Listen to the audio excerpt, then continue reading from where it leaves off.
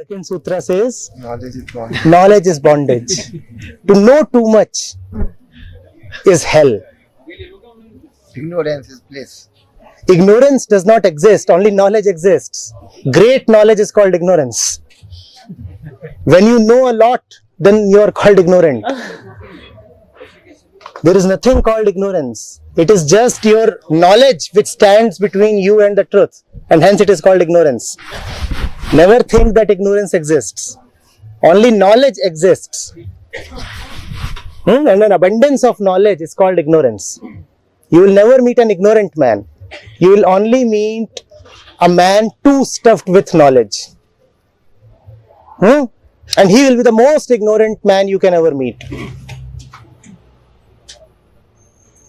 That is why it is being said that knowledge is bondage. How does this sutra show up in our daily life? Knowledge is bondage. Because you see everything with that knowledge, which is social things, and only one way of thinking, and not being open to what is facts, because everything is. Do we see that we want to convert everything into knowledge? Would you continue to love somebody or anybody if you lose all knowledge about him or her? Knowledge is memory.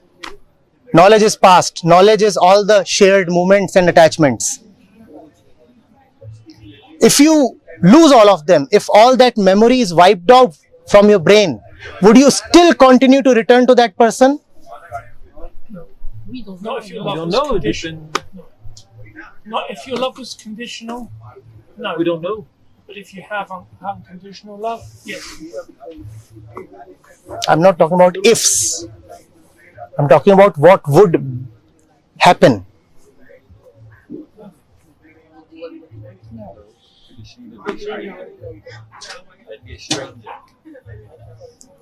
So even that which we call as our love is knowledge dependent, memory dependent. No memory, no love. No, not true. Not true. Just a minute ago, we were talking about a child getting beaten. You would intervene and you would feel love and compassion in your heart for that person. Continuing this example itself. Sorry? Continuing this example. Here on one side is your own child and you have knowledge and memory of that. There on the other side is the child of your sworn enemy and you have knowledge and memory of that. To which side would you go to save? Oh, not true. No, I understand what you mean. But Yes, yes. So even our created a different situation. this situation is life. These decisions are life. So was Our own child is warm in the blanket and the child of the beggar is shivering outside. Do we give them the same treatment? I'm talking about life. No. Do we give them the same treatment? No. So even our love is no. Conditional. conditional. Who are we to talk of unconditional love? There was a news report. A mother was with her newborn child since an year. After almost an year, the hospital informed her that her child had gotten swapped with another child. Now for this 1 year, she had been showering this kid with all the so-called motherly love. The moment this knowledge comes to her, that her own biological child is somewhere else, she drops this one and fetches that one. Now is the love conditional? Yes. Of course. Is the love not dependent on body, memory and knowledge? Who are we to say anything about unconditional love? We don't know what it's about.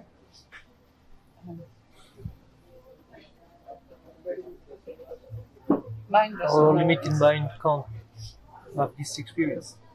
Yesterday we were singing songs. He sang something that pertained to his nationality. They sang something which came from their national language. He sang something which came from his language. His language, his context, his memories, his attachments. Do you really feel that same excitement when some other nation's national song is played? Who are we to talk of unconditional love? But not only do we not know what is unconditional love, we also have knowledge that unconditional love is great. And because we want to believe that we are great, so we want to believe that our love is unconditional. You see how knowledge operates? We have the knowledge, some book told us that true love is unconditional. Now I want to believe that my love is true. So I'll insist that my love is, and all of this is coming from knowledge. The sage is advising, knowledge is bondage. Can you please operate a little free of all that which you know, of all that which has accumulated within? There should be some scientific way to let it go. And science is all? No, I'm not. So there must be a knowledgeable way to get rid of knowledge. It's not so. I don't think people are so intelligent like Ashtavakra, like Janak. He will drop things. When Vasugupta or Ashtavakra states something, he states only to someone like himself. To be even more accurate, an Ashtavakra speaks only to Ashtavakra.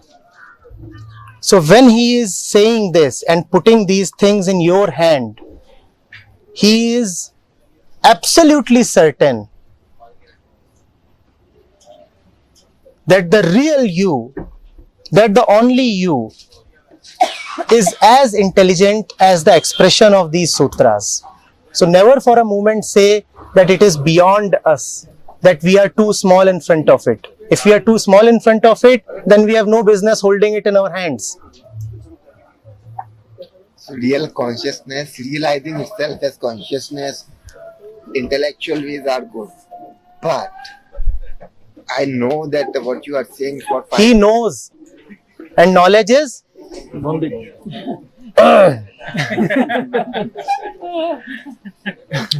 please know a little less. You said that you doubt. Please doubt first of all yourself, your knowledge. How to know less, because every day we have experiences and it gets storage in the memory and we accumulate more and more. Yes. And right when it is happening, see and say that happened once again. It happened once again. Darkness, when seen, remains darkness no more. Because if it is truly dark, how you would have seen?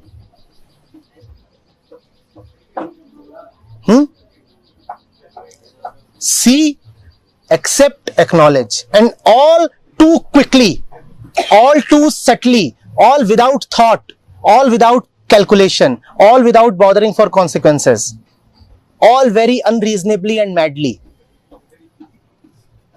But it's happening if life manages it. Hmm? Not life manages it. Otherwise there would be losses. Life Otherwise, manages very slyly. what do you mean by life manages it? You are the manager and controller and doer. Aren't you? I have the same question because I don't get like how really to do that. Like, let's say I'm in India. Every day I walk in the street and I see that the people in the scooties, that they kind of horn when they pass by. So now after a few days I have this imprint in me that in India that's the way it's happening. That's a new knowledge. That's a kind of conditioning in a way. Yes. How I prevent myself from absorbing that? That knowledge is there. Now what do you mean by its absorption? Then it means that You too start when honking. I come, also when I come to India, I expect that to happen. So you expect that to happen. That is still knowledge. That will happen. Whether or not you expect. But what do you mean by its absorption? I probably will be surprised if it's not happening. And if it is not happening, then you feel something unusual. Yes. Yes. And you have absorbed it all the more if you yourself start honking Yes. unreasonably. Now, must that happen? Is it not possible to live in middle of disease yet live free of disease? That is what is meant by living free of knowledge. Because knowledge will come. Eyes will open and see. These ears will hear. This mind will think. Information is streaming into you constantly from all sides. That's what these senses do. Now, is it possible that you are in a hospital where everybody is diseased, but you are healthy? It is possible. It is possible. That is the spiritual life. To be in the thick of disease and yet be healthy. Yet be healthy. Yes. Yes. Okay. I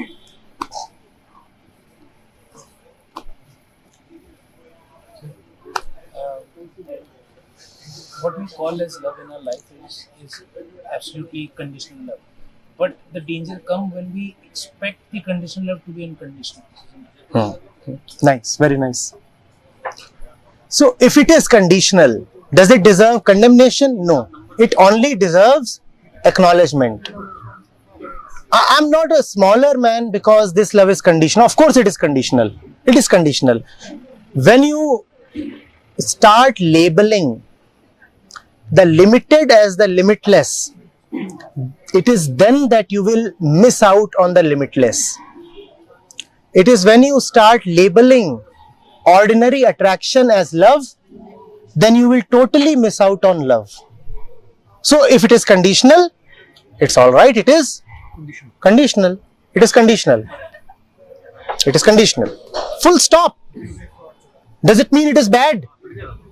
Does it mean that I am a smaller man? Most of us, yes. No, not that, not that. So, the spiritual mind resists itself from stepping forth and concluding. It says it is raining. It doesn't say it is awful. It's raining. It's just raining. It may even say it is awful, but then it doesn't absorb that awfulness and become awful itself. First of all, it would want to not to name the happening, and even if it names the happening, it will not internalize the name. Internal, there is only the Atman. When you internalize anything else, then you have covered the truly internal Atman with that which you have internalized. The only internal one is the Atman. When you internalize anything else, then you have made the Atman identical with what you have internalized. Now there will be confusion. Now there will be suffering. So never internalize anything. Let everything be here. Internally, just a pure void. A full void.